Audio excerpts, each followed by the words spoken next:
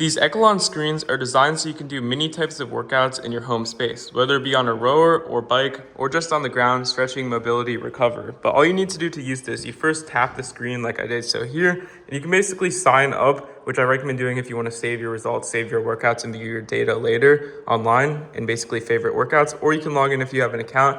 But the easiest way by far is quick start as a guest if you don't really care about saving your workouts or results of how many calories you burned, what you actually did, etc. Let's just say I want to do kettlebell. You can see right there are a bunch of different classes. You can basically just click on the one that seems interesting to you and then click on the repeat workout if you've already done this one, or start workout if you've never done this one.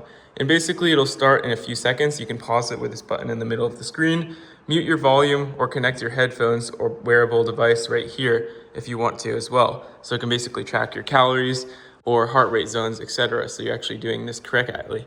And basically when you're done, you click on exit and it'll show you the results like the workout. And if you're a guest, you don't obviously have to, sign out of your account. That's all you do to do this. Found this helpful? Leave a like and subscribe. And this thing is pretty cool. You can do it pretty much anywhere as long as you have access to a screen, but you don't need a subscription for most of it.